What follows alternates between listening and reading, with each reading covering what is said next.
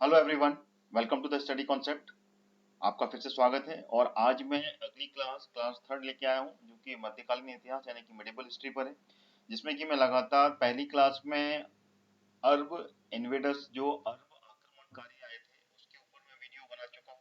उसके बाद में सेकेंड वीडियो में लेके आया था जो कि तुर्क आक्रमणकारियों पर था, जो कि मैं कल पब्लिश किया था। मैंने उसका आपने अगर नहीं देखा है तो उसको भी आप देख लीजिएगा, क्योंकि ये सारे वीडियोस आपके लिए बहुत ही ज़्यादा इम्पोर्टेंट है, जिसमें कि मैं कवर कर रहा हूँ मध्यकालीन इतिहास, जिसमें कि अरब आक्रमणकारी और जो तुर्क आक्रमणकारी थे जो भारत में कैसे प्रवेश किए, यानी कि मुस्लिम साम्राज्य की स्थापना भारत में कैसे हुई, उसके बारे में मैं जानकारी इसमें आपको पूरी दे रहा हूँ। तो वीडियो को अंत तक देखिएगा। और वो सभी विद्यार्थी जो कि सिविल सर्विसेज की तैयारी कर रहे हैं, मेरी वीडियोस के साथ में लगातार जुड़े रहें, जिससे कि आप वो सारे वीडियो देख पाएंगे और अपने एग्जाम्स की तैयारी कर पाएंगे। तो आपको करना क्या है, मेरा चैनल स्टडी कॉन्सेप्ट सब्सक्राइब कर लेना है ऑल नोटिफिकेशन के साथ से, जिससे कि आपको वो सारी वीडियोस के नोटिफिकेशन मिलेंगे और लगातार वो सभी वीडियो से आप अपने एग्जाम की तैयारी कर सकते हैं। तो चलिए शुरू करता हूं। मैं तीसरी क्लास है जिसमें कि मैं आपको कंप्लीट करने वाला हूं तुर्क का आक्रमण, क्योंकि इससे पहले वाला वीडियो जिसमें कि तुर्क आक्रमण का पहला वीडियो बनाया था, उस पहले वीडियो में मैंने आपको शुरुआत की थी कि तुर्क ने किस तरीके से भारत में प्रवेश किया और वो पहले आक्रमणकारी या इन्वेडर्स कौन रहे जो कि भारत में प्रवेश किए थे तुर्क में। उसके बाद में फिर अगले वीडियो में मैं आपको बताने वाला था महमूद गजनबी, जो कि भारत में आया और लगातार 17 आक्रमण किए और उसने सभी 17 आक्रमण में विजय हासिल किए और यहाँ से वो लूट कर धन लेकर गया। तो उसी सभी फैक्ट्स पर मैं इस वीडियो को लेके आया हूँ, तो वीडियो को अंत तक जरूर देखिएगा। तो चलिए शुरू करता हूँ मैं तुर्कों के आक्रमण पर। गजनबी का आक्रमण, महमूद गजनबी किस तरीके से भारत में प्रवेश किया और किस तरीके से पूरे भारत में उसने 17 लूट की और 17 लूट करके अपने गजनी साम्राज्य लेकर गया।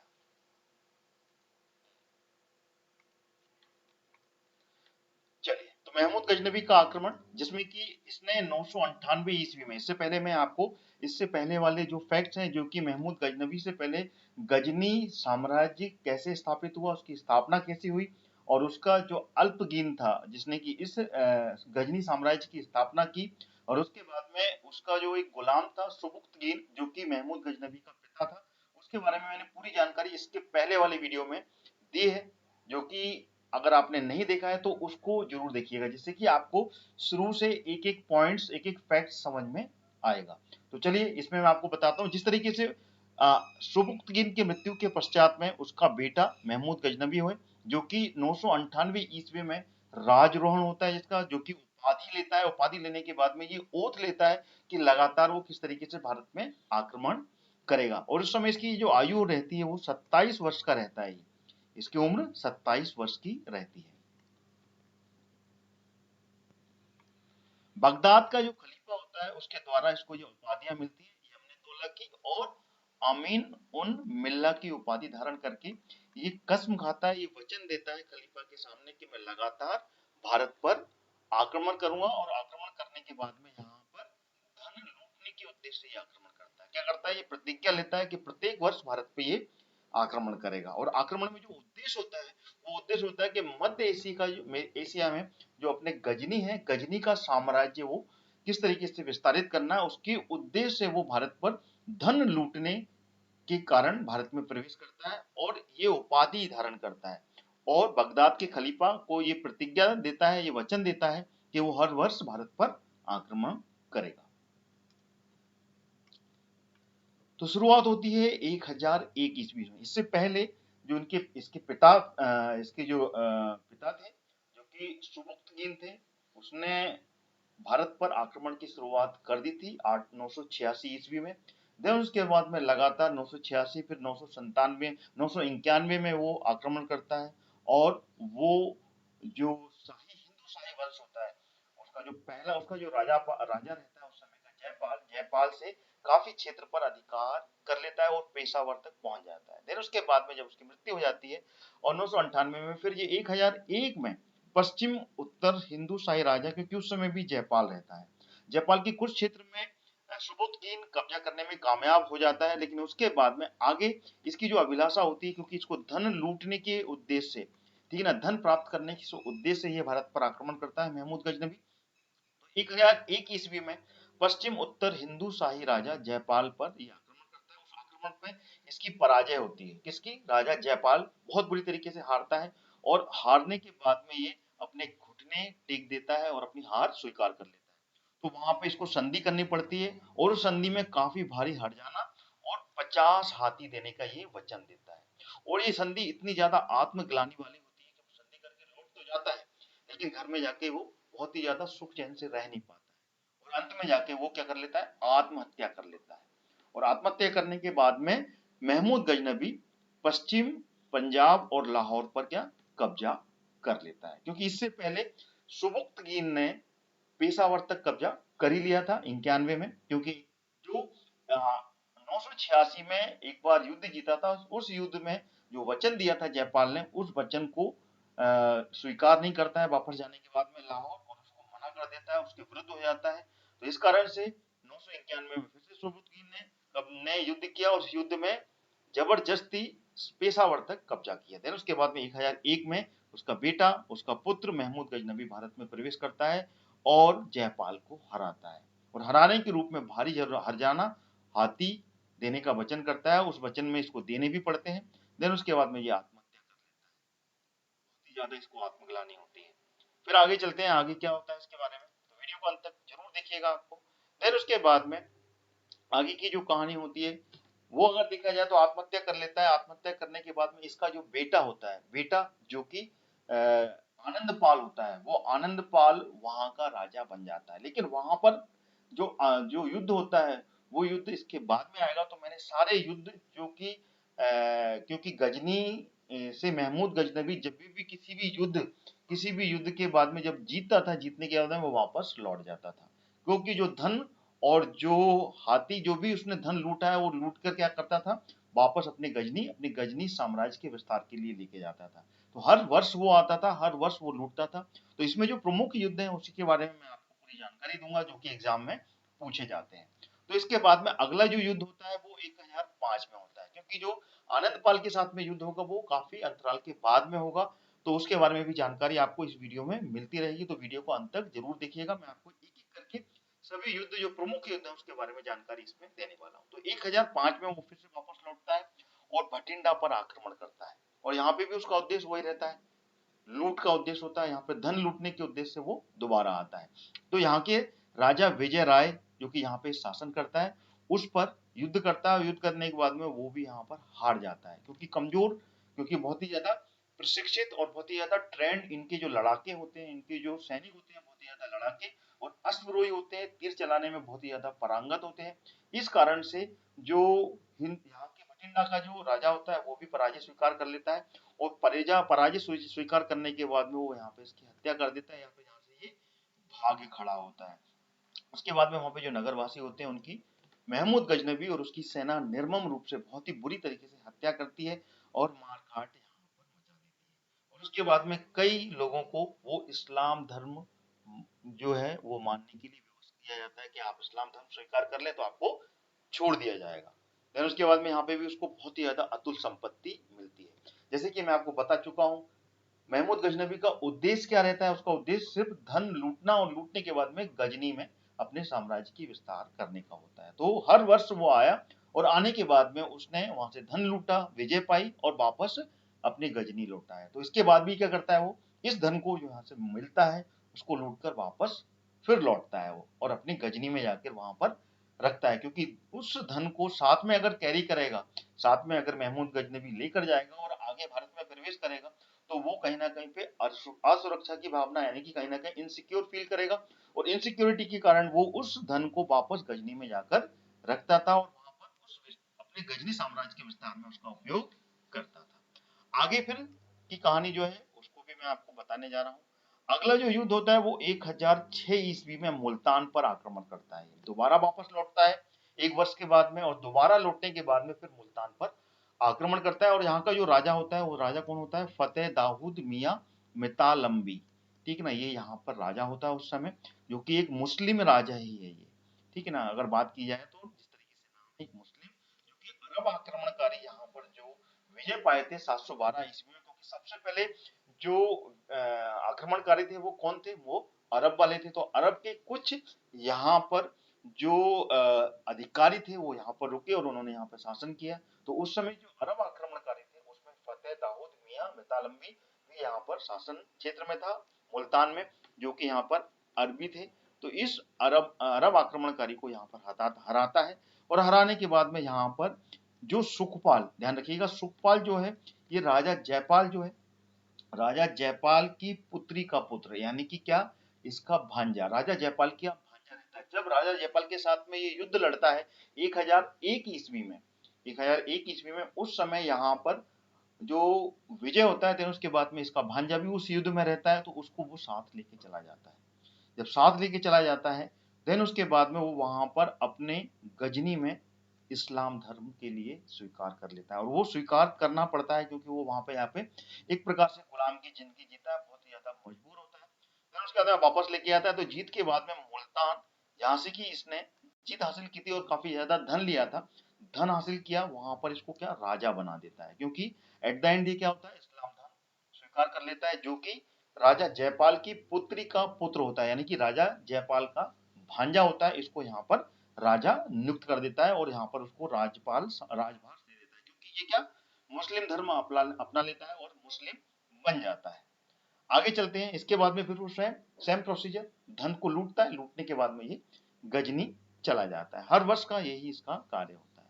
आगे चलते हैं। आगे चलने के बाद में क्या होता है, 1008 ईस्वी में, क्योंकि 1008 ईस्वी में क्योंकि यहाँ पर आ जाता है, राजा बन जाता है, स्वतंत्र हो जाता है, क्योंकि गजनी वापस लौट जाता है, महमूद गजनवी। तो 1008 ईस्वी में जो राजा सुखपाल, जो कि जयपाल की पुत्री का पुत्र होता है, वो यहाँ पर राजा बनता है। देन उसके बाद में 1008 में ये अपने आप को स्वतंत्र बना लेता है और इस्लाम धर्म को, जो कि मजबूरी में इसने अपनाया था, उसको त्याग देता है और महमूद गजनवी के विरुद्ध क्या विद्रोह कर देता है।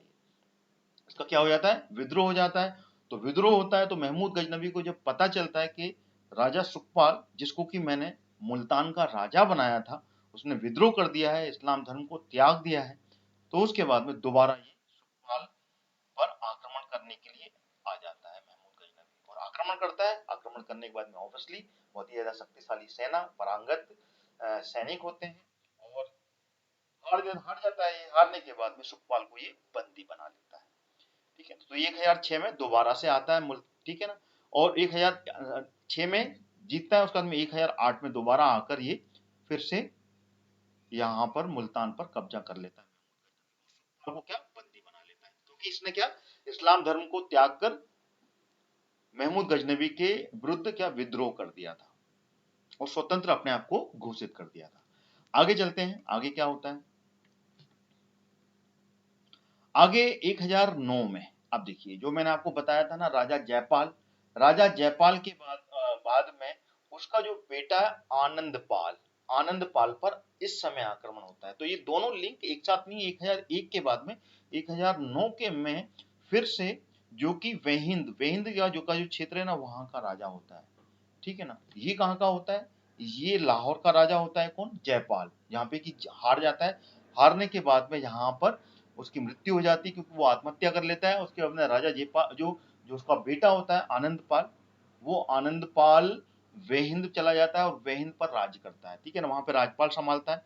तो 1009 में महमूद गजनवी वेहिंद पर आक्रमण करता है, जहाँ पे कि जयपाल का पुत्र आनंदपाल रहता है, आनंदपाल को हराता है। हराने के बाद में, ठीक है ना, आनंदपाल यहाँ से भाग खड़ा होता है। भाग खड़ा होने के बाद में नगरकोट में शरण लेता है। नगरकोट में भी ये पीछा नहीं छोड़ता है महमूद गजनवी, वहां पर भी भागकर इसको पकड़ता है और वहां पे 3 दिन तक भयंकर युद्ध होता है उसकी सेना के साथ में। लेकिन एट द एंड नतीजा क्या होता है, नतीजा ये होता है कि उसको हार स्वीकार करनी पड़ती है और वो हार जाता है। और हारने के बाद में क्या है, यहाँ से भी उसने नगरकोट से अपार धन संपत्ति, इतनी धन संपत्ति मिलती है यहाँ से, ये बताया जाता है कि उसके पास में जितने भी ऊंट, घोड़े, हाथी हुआ करते हैं साथ में जो लेके आता है, वो सारे के सारे कम पड़ जाते हैं उस धन को साथ में ले जाने के लिए। इतनी अपार धन संपत्ति यहाँ पर उसको प्राप्त होती है, किसको, महमूद गजनवी को। उसके बाद में क्या करता है, जितनी धन संपत्ति होती है उतनी तो वो अपने जितने भी ऊंट, घोड़े, हाथी जो होते हैं उस पर लाद लेता है। लेकिन उसके अलावा भी बहुत सारी धन संपत्ति उसकी बच जाती है वहां पे। तो वहां पे जो उसके साथ में अधिकारी आए होते हैं, जो कि सैनिक, जो सेनापति आए होते हैं, उनमें भी वो धन संपत्ति बांट देता है। ठीक है ना। तो शेष बचा हुआ धन सभी अधिकारियों में, जो सेनापति होते हैं, जो कि उसकी टुकड़ी में, उसकी सेना के साथ में होते हैं, जो उसके वफादार होते हैं, उनमें बांट देता है। और बांटने के बाद में उस धन संपत्ति को फिर सेम टेंडेंसी वापस अपने गजनी लेकर चला जाता है। हर वर्ष आता है, हर वर्ष लूट करता है, जीतता है, जीतने के बाद में फिर लेकर चला जाता है। तो यहाँ पर क्या, राजा जयपाल का पुत्र जो कि वहिंद का राजा होता है, उसको हरा देता है वो 1009 ईस्वी में। उसके बाद में वापस जाता है ही गजनी। अगला अगला फैक्ट, 1009 में फिर दोबारा से, मतलब इसमें ज्यादा अंतराल नहीं रहता, 1009 में ही वेहिंद में हराता है। उसके बाद में नगरकोट में जयपाल को हराता है। हराने के बाद में वहां से धन लूटता है। तुरंत फिर दोबारा वापस आता है और अलवर में स्थित नारायणपुर पर आक्रमण करता है। अलवर जो कि राजस्थान, बिल्कुल अफगानिस्तान और पाकिस्तान से लगा हुआ क्षेत्र है, वहां से प्रवेश करता है और वहां का जो राजा है, ठीक है ना, नारायणपुर पर, वहां पर आक्रमण करता है, जो कि एक प्रसिद्ध व्यापारिक केंद्र है, कि बिजनेस केंद्र था। वहां पे बिजनेस हुआ करता था, काफी व्यापारी वहां पर व्यापार करने हुए आते थे, क्योंकि वो बॉर्डर हुआ करता था। उस बॉर्डर से ऊपर पश्चिम में प्रवेश किया जाता था, तो यहाँ पर व्यापार होता था। तो व्यापारिक केंद्र होने के कारण ये काफी ज्यादा महत्वपूर्ण हिस्सा था, धन लूटने के उद्देश्य से काफी ज्यादा महत्वपूर्ण हो गया था महमूद गजनवी को। तो यहाँ पर वो लूट करता है और लूट करने के बाद में यहाँ से क्या, ऑब्वियसली विजय पाता है, और यहाँ पे भी काफी ज्यादा धन इसको लूट में मिलता है। अगला आक्रमण फिर काफी समय के बाद में, जो कि प्रमुख है, वो मैं आपको बताना जा रहा हूँ यहाँ पर। 1014 में थानेश्वर पर यह आक्रमण करता है। थानेश्वर ये वही जगह है, अगर आपको देखा जाए तो ये वही जगह है जहाँ पे कि हर्षवर्धन, ठीक है ना, वर्धन साम्राज्य फला फूला, वर्धन साम्राज्य की शुरुआत होती है। पुष्यभूति जो वंश है, जो कि आगे जाकर वर्धन साम्राज्य के रूप में आता है, उसकी शुरुआत यहीं से होती है। तो वहां पर 1014 में ये आक्रमण करता है, ठीक है ना। आक्रमण करने के बाद में वहां का जो राजा है वो भी डरकर भाग जाता है। और वहां पे थानेश्वर में एक बहुत ही भव्य मंदिर, चक्रा स्वामी का मंदिर होता है, उस मंदिर को तोड़ता है, क्योंकि ये मुस्लिम मुस्लिम इन्वेडर्स थे और इनका उद्देश्य धन लूटना था, ना कि किसी धर्म की स्थापना करना था, जो कि मैं आपको पहले ही बता चुका हूँ। महमूद गजनबी यहाँ पे सिर्फ धर्म के उद्देश्य से नहीं आया था, यहाँ पर सिर्फ लूटने के माध्यम से आया था, ना कि धर्म के प्रचार प्रसार के लिए। तो पुराने अगर इतिहास में देखा जाए तो भारतीय संस्कृति में जितना भी धन संपत्ति पुराने राजा हुए हैं, वो मंदिर में एक तहखाना बनाकर छुपा के रखते थे। तो उसका जो उद्देश्य था, वो मंदिर तोड़ने का उद्देश्य ये होता था कि वो चक्रा स्वामी मंदिर को तोड़ता है और वहां पर जो भी धन संपत्ति उसको मिलती है, उस धन संपत्ति को वो लूटता है। लेकिन चक्रा स्वामी मंदिर को तोड़ने के बाद में यहाँ पर, ठीक है ना, ये क्या करता है, वहां की जो मूर्ति है, ठीक है ना, उसमें जो मूर्ति है चक्रा स्वामी यानी कि विष्णु जी की जो मूर्ति है, उस मूर्ति को तोड़ देता है, टुकड़े टुकड़े कर देता है। और टुकड़े करने के बाद में वो इतनी ज्यादा वहां पर अराजक हो जाता है कि उस मूर्ति को अपने साथ में वो अपने गजनी लेकर चला जाता है। और वहां पे जो उनकी जो मस्जिद होती है, उनकी जो धर्म का स्थान होता है, वो उसकी जो दीवारें खड़ी होती हैं उसमें चुनवाया जाता है। ये इतिहास में इसकी जानकारी मिलती है, उसमें चुनवाया गया है, ठीक है ना। उसके बाद में यहाँ पर थानेश्वर में विजय मिलती है। इसको मिल जाने के बाद में यहाँ से धन लूटता है और काफी धन लूट पाट करके ये वापस जाता है। वापस जाने के बाद में ये थानेश्वर की विजय मिलती है। विजय होने के बाद में फिर ये आगे के लिए निश्चय करता है, क्योंकि वापस गया, फिर वहां पर गजनी में बैठते बैठे ये निर्णय करता है कि थानेश्वर से अब हम गंगा की तरफ में, क्योंकि थानेश्वर क्या है, हरियाणा में लगा हुआ क्षेत्र है। हरियाणा के बाद में फिर उत्तराखंड और उत्तर प्रदेश आ जाते हैं। तो ये नीचे तब आता है, तो गंगा जमुना के द्वार पर आक्रमण करने का ये निर्णय करता है, ठीक है ना, क्योंकि वहां से फिर वो आगे की तरफ में कूच करने का प्लान यहाँ से बनाता है। क्योंकि आगे फिर दूसरे क्षेत्र कन्नौज पड़ेगा, कन्नौज के बाद में फिर नीचे चंदेल वंश पड़ेगा। इस तरीके से आगे ये बढ़ता चला जाएगा। तो आपको इसके बाद में और आगे की जानकारी, क्योंकि ये महमूद गजनबी के आक्रमण 1001 से लेके 1027 तक चले हैं, तो एक एक करके मैं सारे के सारे आक्रमण आपको इस वीडियो में बताने वाला हूँ। तो वीडियो बिल्कुल मत छोड़िएगा, लगातार बने रहेगा। पूरे फैक्ट्स के साथ में मैं एक एक पॉइंट्स आपको महमूद गजनबी के आक्रमण के बताने वाला हूं। चलिए आगे बढ़ते हैं। इसके बाद में 1018 ईस्वी में, ठीक है ना, ये क्या, गंगा और यमुना द्वाब, जो कि मथुरा नगर उत्तर प्रदेश में है, मथुरा नगर पर आक्रमण करता है 1018 में। इसके बीच में और भी आक्रमण होते होंगे, लेकिन प्रमुख आक्रमण 1018 का है यहाँ पर, जिसमें कि ये भव्य मंदिर, वहां पे बहुत से मंदिर ऐसे हुआ करते थे जिसके मंदिर अब अस्तित्व में नहीं है, क्योंकि मंदिरों की नगरी कहलाती है मथुरा आज भी। तो उसी मथुरा में वो भव्य मंदिर, अनेकों मंदिरों को वो क्या क्या ध्वस्त कर देता है, तोड़ देता है। और तोड़ने का उद्देश्य ऑब्वियसली उस समय की जो धन संपत्ति है वो मंदिरों में तहखाने बनाकर छुपाई जाती थी, वहां रखी जाती थी। तो उस मंदिर से वो धन लूटता है और लूटने के बाद में अतुल संपत्ति यहाँ से प्राप्त करता है उन मंदिरों के तहखानों से। ठीक है ना। देन उसके बाद में फिर वो आगे बढ़ता है, वापस लौट जाता है। वापस लौटने का तो उसको यथावत जो समय है लूटता है धन, लूटने के बाद में गजनी जाता है, गजनी के साम्राज्य विस्तार के लिए उस धन का उपयोग वो वहां पर करता है। देन उसके बाद में वो फिर मथुरा विजय के बाद में कन्नौज की तरफ प्रस्थान करता है, क्योंकि मथुरा के बाद में आगे उत्तर प्रदेश में कन्नौज तक आगे बढ़ता है और कन्नौज की तरफ में ये उद्देश्य के लिए आगे बढ़ता है, क्योंकि एक के बाद में एक क्या इसको विजय ही मिलती चली आ रही है। विजय मिलने का कारण क्या होता है, ऑब्वियसली यहाँ पे जो रियासतें थी, यहाँ पे जो साम्राज्य थे, वो एक सीमा से दूसरी सीमा में यहाँ पर बिलीव नहीं करते थे। एक राजा दूसरे राजा से कटुता रखता था, शत्रुता रखता था। साम्राज्य विस्तार की नीति यहाँ पे भी एक राजपूती राजा दूसरे राजपूत राजा से बैर रखता था। तो कहीं ना कहीं यूनिटी के अभाव के कारण यहाँ पर ये कामयाब हो पाया महमूद गजनबी। तो आगे चलते हैं, आगे ये कन्नौज की तरफ में प्रस्थान करता है। तो कन्नौज में ये किस तरीके से प्रस्थान करता है आपको आगे जानकारी मिलेगी। फिर 1018 में ही यहाँ पर प्रतिहार शासक राज्यपाल, प्रतिहार वंश, गुर्जर प्रतिहार वंश वहां पर राज करता है कन्नौज में।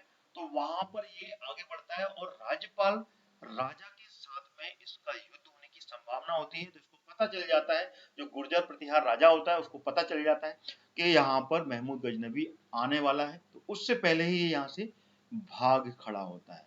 अच्छा, इससे पहले मैं आपको एक बात और बताना चाहता हूँ कि यहाँ पर जितने भी राजपूती जो राजा होते हैं वो एक संघ की स्थापना करते हैं, एक संघ की स्थापना करते हैं और उस संघ में ये निर्णय लेते हैं, क्योंकि सभी को पता है कि महमूद गजनबी धीमे धीमे कर कर ये उत्तर की तरफ में प्रवेश कर रहा है। तो यहाँ पर हम अपने बचाव के लिए एक संगठन बनाए, एक संघ बनाए और सभी साम्राज्य, जितने भी छोटे छोटे साम्राज्य हैं, सभी की सेना एक साथ मिलके महमूद गजनबी की सेना का सामना करें। तो यहाँ पर जो प्रमुख होता है संघ का प्रमुख, वो चंदेल वंश का राजा कौन होता है, विद्याधर यहाँ पर प्रमुख होता है। और यहाँ पर सभी राजा मिलकर वचन लेते हैं कि हम बिल्कुल अपनी ताकत के साथ में महमूद गजनबी का सामना करेंगे। लेकिन यहाँ पर क्या, प्रतिहार राजा भी उस संघ का सदस्य होता है, लेकिन ये कहीं ना कहीं पे कमजोर साबित होता है और ये प्रतिहार शासक जो गुर्जर प्रतिहार राज्यपाल है ये भाग खड़ा होता है, डर जाता है, डर के वहां से भाग जाता है। जब भाग जाता है तो महमूद गजनबी को रास्ता पूरा साफ मिलता है। तो करता क्या है यहाँ पर, बड़ी आसानी से उसके नगर पर, ठीक है ना, क्या कर लेता है, कन्नौज पर अधिकार कर लेता है और वहां पे भारी लूटपाट और कत्लेआम मचाता है। बहुत वहां की जो पॉपुलेशन है, वहां पे जनता को बहुत बुरी तरीके से वो लूटपाट करके वहां पे सभी को मार देता है, कत्लेआम कर देता है। उसके बाद में वहां से जो संपत्ति प्राप्त होती है उस संपत्ति को लेके एज यूजुअल वो वापस कन्नौज लौट आता है। कन्नौज से गजनी की तरफ में गजनी आ जाता है। ऑब्वियसली गजनी, जैसे कि मैं आपको कई बार बता चुका हूँ, अपने साम्राज्य विस्तार के लिए धन लूट करता है और लूट करने के बाद में वापस आ जाता है। उसके बाद में जो अगली जो विजय है वो किस पे है वो हम देखेंगे। यहाँ पर अगली विजय यहाँ पर आपको देखने को मिलेगी, जो कि यहाँ से आगे बढ़ता है। ठीक है ना। फिर क्या, मेन फैक्ट जो मैंने आपको बताया यहाँ पर वो है कन्नौज नरेश राज्यपाल का जो व्यवहार है, क्योंकि ऑब्वियसली यहाँ पर एक संघ बनाया गया था और संघ का प्रमुख कौन था, विद्याधर था, जो कि राजपूत राजाओं का एक संघ था, जो कि गजनी को रोकने के लिए, प्रयास करने के लिए ये संघ बनाया गया था। तो यहाँ पर क्या, उस राजपूती राजाओं के संघ को पूरी जानकारी मिलती है कि जो कन्नौज का राजा है, गुर्जर प्रतिहार राजा राज्यपाल यहाँ से भाग खड़ा हुआ है और भागकर कहीं छुप गया है। तो क्या, हिंदू राजा बहुत ही ज्यादा क्रोधित हो जाते हैं, बहुत ज्यादा गुस्से में आ जाते हैं और गुस्से में आने के बाद में चंदेल नरेश विद्याधर, जो कि इस संघ का प्रमुख होता है, वो इस पर क्या कर देता है, आक्रमण कर देता है। किस पर, कन्नौज राजा राज्यपाल पर। ये यहाँ पे छुपा होता है, वहां पे आक्रमण करता है और आक्रमण करने के बाद में क्या करता है, उसकी हत्या कर देता है, उसको मार डालता है कि तुमने इतनी नपुंसकता क्यों दिखाई और इतनी ज्यादा घबरा क्यों गए, डर कर भाग क्यों गए आप, आपको भागना नहीं था। और इस कारण से वो क्रोध होता है और उसको मार देता है। अच्छा, इसके बारे में जानकारी क्या होती है, हत्या करने के बाद में महमूद गजनबी, एक पॉइंट और याद रखिएगा, महमूद गजनबी से लड़ने के लिए फिर से वो अपनी जितने भी जो राजा, जो कि इस कारण से, क्योंकि राज्यपाल जिस तरीके से भाग खड़ा होता है तो हत उत्साहित हो जाते हैं, तो फिर से अपने संघ को मजबूत बनाने में क्या विद्याधर, जो कि चंदेल राजा होता है, राजपूती राजा, जो कि इस संघ का अध्यक्ष होता है, सबको एक साथ जुटने में, फिर से शक्ति जुटाने में लग जाता है और इकट्ठा करने में लग जाता है कि आपको डरना नहीं है, अपन यहाँ मजबूती से महमूद गजनवी का मुकाबला करेंगे। आगे चलते हैं, आगे होता क्या है फिर उसके बारे में जानकारी पूरी आपको इस वीडियो में मिलने वाली है। वीडियो कैसा लग रहा है, आपको समझ में आ रहा है तो आप वीडियो को लाइक और शेयर करना जरूर नहीं भूलिएगा, और वीडियो और मेरे चैनल को सब्सक्राइब जरूर कर लीजिएगा। चलिए आगे बढ़ते हैं। आगे क्या होता है, 1019 में जब महमूद को इसके बारे में पता चलता है, ठीक है ना, क्या पता चलता है कि उसको पता चलता है कि साहब महमूद विद्याधर ने जो राज्यपाल है, राजा राज्यपाल, ठीक है ना, उसकी हत्या कर दी है, उसको मार डाला है, और वो मेरे से युद्ध करने के लिए आतुर है, ठीक है ना, और वो मुझसे नहीं डरता है, तो वो गजनी से पुनः प्रस्थान करता है और विद्याधर पर ही, यानी कि चंदेल वंश के लिए ही आगे आतुर होता है और विद्याधर के सामने ये प्रस्तुत हो जाता है, ठीक है ना। कहां पर, कलिंजर। उस समय कलिंजर में ये अपना साम्राज्य विस्तार होता है और वहीं पर ये रहता है। तो कलिंजर में जो काफी ज्यादा एक किलेबंदी के रूप में बहुत ही मजबूत किला होता है, तो वहां पर ये युद्ध के लिए प्रस्तुत होता है और वहीं पे विद्याधर अपनी सेना के साथ में रहता है, ठीक है ना। लेकिन यहाँ पर महमूद गजनबी के साथ में उल्टा हो जाता है, ठीक है ना, क्योंकि यहाँ पे विद्याधर की जो सेना है बहुत बड़ी विशाल होती है, क्योंकि उसके साथ में अन्य राजपूती राजा, अन्य राजपूती राजाओं की सेना भी शामिल होती है। लाखों में सेना देखकर क्या महमूद गजनबी घबरा जाता है, हतोत्साहित हो जाता है, डर जाता है, और डरने के बाद में वो क्या हो जाता है, कहीं ना कहीं पे ये सोचने लगता है कि मैं यहाँ पर हार ना जाऊं। लेकिन इसके बारे में जानकारी विद्याधर को नहीं होती, ठीक है ना। तो क्या होता है, विद्याधर भी कहीं ना कहीं पे डर जाता है महमूद गजनबी से। जो राज्यपाल ने किया वही राज्यपाल की घबराहट इसके मन में भी हो जाती है, विद्या उसको महमूद गजनबी को देखकर, और ये भी रहस्यमयी ढंग से भाग निकलता है, ठीक है ना। जो नपुंसकता, जो घबराहट अपने विद्याधर कन्नौज के राजा ने दिखाई यहाँ पे, वही घबराहट इसने भी दिखा दी और रहस्यमयी ढंग से ये यहाँ से भाग निकलता है। देन उसके बाद में गजनी को यहाँ पर खुला नगर मिल जाता है, जहाँ पे भी वो लूट करता है और लूट करके निकल जाता है। इस डेट को, इस ईयर को जरूर याद रखिएगा, 1019 में, जो कि विद्याधर के साथ में युद्ध कलिंजर में होता है और यहाँ से वो भाग निकलता है और यहाँ पे लूटने के माध्यम से उसको जो सफलता मिलती है वो लूट कर वापस चला जाता है, ठीक है ना। लेकिन यहाँ पर विद्याधर मारा नहीं जाता है, विद्याधर क्योंकि बहुत ही ज्यादा उस समय पूरे राजपूती राजाओं में ताकतवर राजा होता है, कोई भी राजपूती राजा इतनी हिम्मत नहीं कर सकता कि वो उससे युद्ध लड़ सके और उससे वो जीत पाए, ठीक है ना। तो ये पॉइंट भी याद रखिएगा। तो वापस विद्याधर अपनी जगह पर, जब वो वापस चला जाता है महमूद गजनवी, तो वापस अपनी जगह पर आ जाता है। आगे चलते हैं अपन, आगे क्या होता है, ठीक है। 1022 ये भी याद रखिएगा। देन उसके बाद में 1022 में, ठीक है ना, चंदेल की शक्ति पूरी तरीके से कुचलने के लिए महमूद गजनवी पुनः कलिंजर पर आक्रमण करता है, क्योंकि पूरी तरीके से चंदेल अभी खत्म यहाँ पर नहीं हुए थे। जब चंदेल पूरी तरीके से खत्म नहीं हुए, धन बहुत था, धन संपत्ति बहुत ही ज्यादा अकूत थी, तो उसके बाद में दोबारा से चंदेल पर 2 बार आक्रमण होता है, 1019 पे भी होता है और 1022 में भी। और दीर्घकालीन घेराव, यहाँ पर क्या बहुत बड़ी सेना होती है और किलाबंदी बहुत ही ज्यादा मजबूत होती है कलिंजर में, तो काफी समय तक इसको बाहर किलेबंदी पर, ठीक है ना, ये घेराव करके बैठा रहता है। इसको सफलता नहीं मिलती है महमूद गजनवी को, क्योंकि पहली बार में तो 1019 में यहाँ पर भाग खड़ा होता है, देन उसके बाद में लूटने में कामयाब हो जाता है कलिंजर में, लेकिन दोबारा यहाँ पर चंदेल जो राजा होता है विद्याधर, अपनी शक्ति के साथ में वो वहां पे डटा रहता है, डरता नहीं है और पूरा मुकाबला करता है। तो मुकाबला करने पे यहाँ पे क्या हुआ, चंदेल के साथ में महमूद गजनवी को क्या यहाँ पर संधि करनी पड़ती है, क्योंकि वो कब तक, आखिर कब तक वो वहां पे घेराबंदी करके बैठा रहेगा, क्योंकि काफी समय, साल 2 साल तक वहां पे घेराबंदी करके बैठा रहता है और धीमे धीमे करके उसका जो असद थी, उसका जो खाने पीने का जो सामान वो साथ में लेके आया था या आजू बाजू से जो मिल रहा था वो खत्म हो रहा था। तो क्या करता है यहाँ पर महमूद गजनवी एक ऑफर देता है संधि का। तो ऑब्वियसली अगर कोई एक राजा दूसरी राजा के साथ में संधि का ऑफर देता है तो सामने वाला राजा वो हार स्वीकार करता है, अगर वो संधि का ऑफर, तो यहाँ पर महमूद गजनवी एक प्रकार से हार जाता है और हारने के बाद में वो क्या करता है, विद्याधर के साथ में संधि करता है।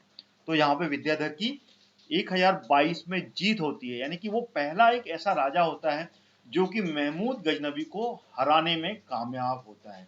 चाहे वो संधि के कारण ही हारता है, लेकिन महमूद गजनबी यहाँ पर अपनी हार स्वीकार करता है और वो संधि करता है कि मैं यहाँ पे आपके साथ में विद्याधर, मैं आपके साथ में युद्ध नहीं करूंगा, मैं यहाँ पर आपके साथ में एक संधि करता हूँ और उस संधि में मैं ये करता हूँ कि आप यहाँ पर मेरे साथ में मित्रता अपनाए, मैं आपको मित्र मानता हूँ।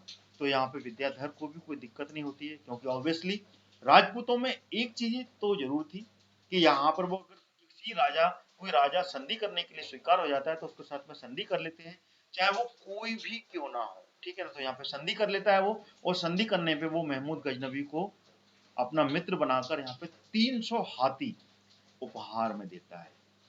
जब राजपूती राजा किसी भी अन्य राजा को अगर मित्र बना लेते हैं तो उपहार भी देते हैं, उपहार देने के साथ साथ में यहाँ पे वो इतने ज्यादा प्रसन्न हो जाता है, सॉरी, इतना ज्यादा प्रसन्न हो जाता है विद्याधर कि वो महमूद गजनबी की प्रशंसा में, ठीक है ना, एक कविता भी कह देता है। वो कविता कहता है, उस कविता से जो महमूद गजनबी है बहुत ज्यादा प्रसन्न हो जाता है, बहुत ज्यादा खुश हो जाता है। वो इतना ज्यादा खुश हो जाता है उस कविता से कि विद्याधर को, जो कि भारत में जीते हुए किले होते हैं, क्योंकि ऑब्वियसली लगातार वो एक के बाद में एक पश्चिम से वो जीतता हुआ आ रहा है, तो बहुत सारे किले होते हैं उसके पास में, तो उसमें से 15 किले, ठीक है ना, विद्याधर को दे देता है। वो खुश से, प्रसन्नता, इतना ज्यादा खुश होता है कि 15 किले की जो किलेबंदी है वो पूरी की पूरी विद्याधर को दे देता है कि आज से ये सारे किले तुम्हारे हुए, इस पर तुम राज करोगे, क्योंकि मेरे को तो मेरा गजनी का विस्तार करना है, उसके लिए धन संपत्ति लूटना मेरा माध्यम है, ना कि यहाँ पर मैं अपना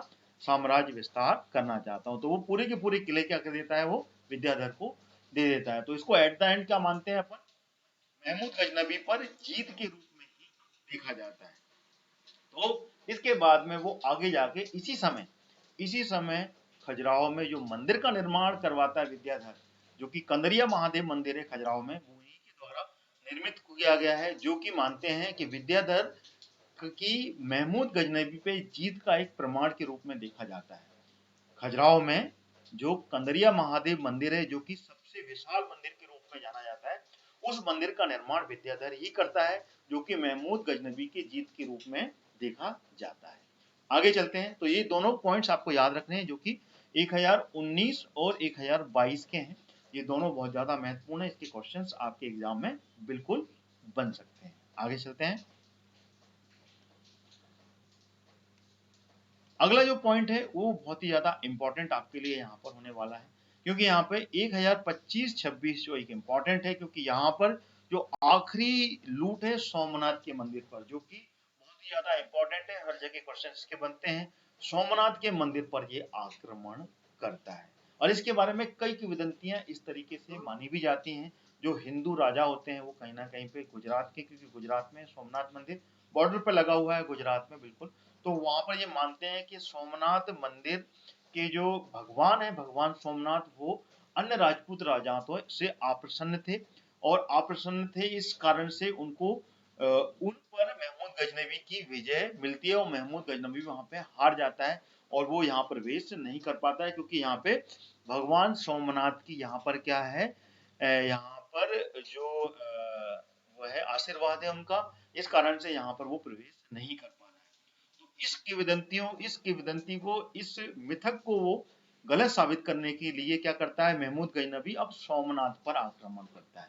ठीक है, तो वो जो करता है कब करता है, 25-26 में बहुत ही ज्यादा महत्वपूर्ण ये आक्रमण होता है इस पे, ठीक है ना। और इसमें मुल्तान के रास्ते, क्योंकि मुल्तान पर वो पहली विजय पा लेता है, और मुल्तान पर विजय पाने के बाद में यहाँ पर सुखपाल, जो कि एक मुस्लिम बन जाता है, जयपाल का भांजा होता है, ठीक है ना, वो विद्रोह करता है, उसके बाद में दोबारा हराता है वो, वहीं मुल्तान के रास्ते से वो 30,000 अश्वरोही के साथ में और अन्य सैनिकों के साथ में सोमनाथ पर आक्रमण कर देता है जनवरी 2025 में, ठीक है ना। फिर वो इलाहाबाद पहुंचता है, मतलब ये रास्ता है उसका, मुल्तान के रास्ते फिर इलाहाबाद पहुंचता है, और उसके बाद में परिणाम क्या होता है, यहाँ पर इलाहाबाद पहुंचने के बाद में वहां पे सोमनाथ मंदिर पे आक्रमण करता है, और आक्रमण करने के बाद में यहाँ पर क्या होता है, ये यहाँ का जो वो होता है, क्या कहते हैं, राजा, कौन सा होता है वो यहाँ सोलंकी राजा जो होता है, कौन, मूलराज प्रथम, ठीक है ना। मूलराज प्रथम जो होता है, मूलराज प्रथम को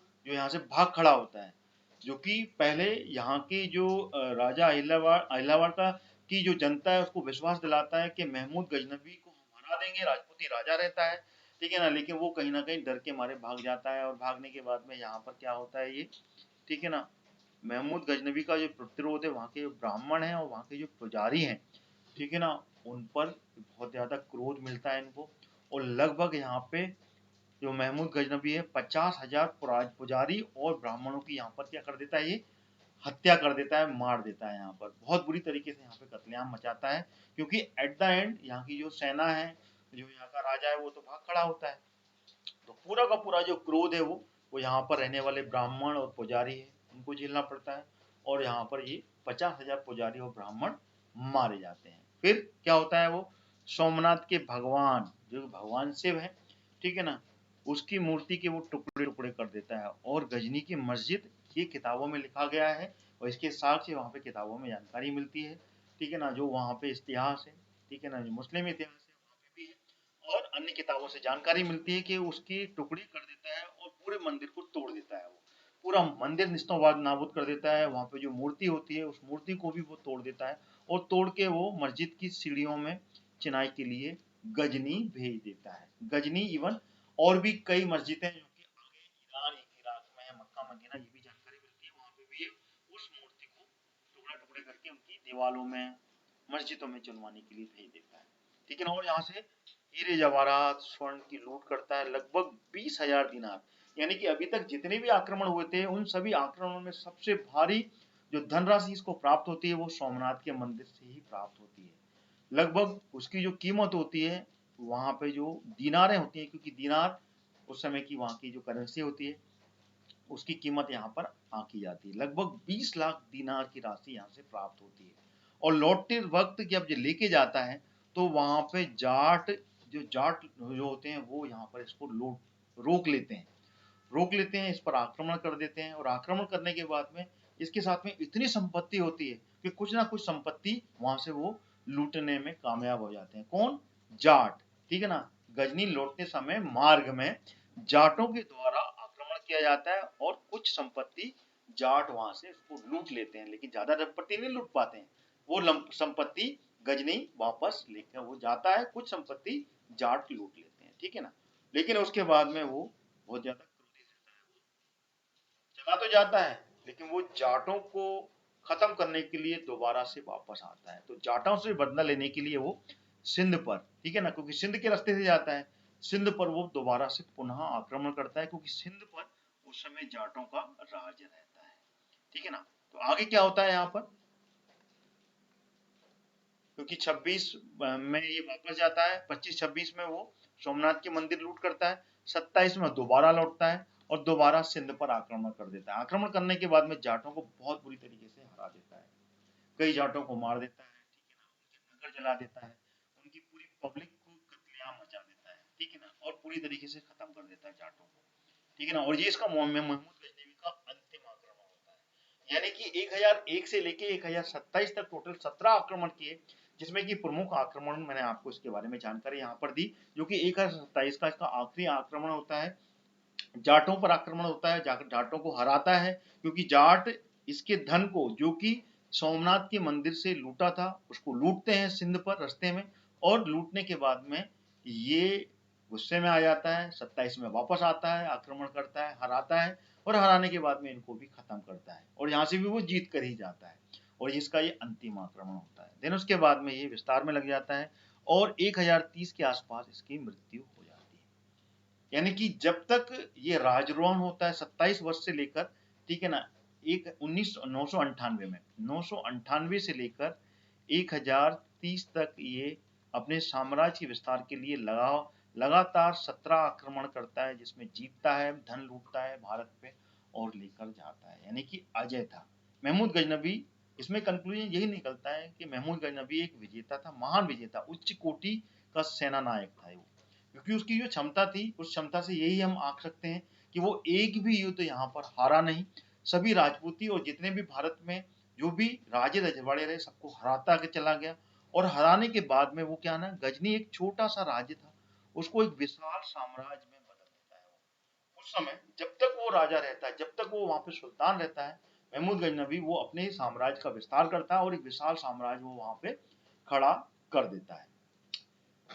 महमूद गजनबी भारत पर तुर्की साम्राज्य स्थापित करना नहीं चाहता था, वो यहाँ पर धन लूटने के उद्देश्य से आया था, जो कि मैं आपको पहले ही बता चुका हूँ। बल्कि वो गजनी साम्राज्य के विस्तार करने से धन लूटने के उद्देश्य से भारत पर उसने आक्रमण किया था।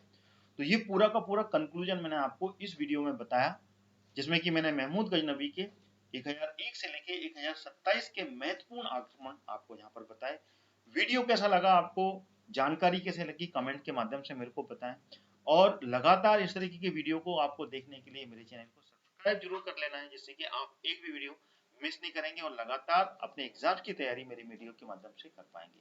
चैनल का नाम आपको मालूम ही है, स्टडी कॉन्सेप्ट, इसको सब्सक्राइब कर लें ऑल नोटिफिकेशन के साथ में, जिससे कि आप एक भी वीडियो मिस नहीं करेंगे। और वो सारे के सारे जो फैक्ट्स हैं, जो मेडिवल हिस्ट्री है चाहे वो मॉडर्न हिस्ट्री, तो इन सभी पर मैं लगातार वीडियो लेके आऊंगा। तो ट्यून करके रखिए, प्लेलिस्ट से वो सारी वीडियो आप देख सकते हैं जो कि मैं इससे पहले बना चुका हूँ, जिसमें कि मैं वो सारे एग्जाम्स की तैयारी आपको मेरे चैनल के माध्यम से करवा रहा हूँ। जय हिंद दोस्तों, अगला वीडियो लेकर फिर मैं हाजिर रहूंगा। जब तक के लिए नमस्कार, वंदे मातरम।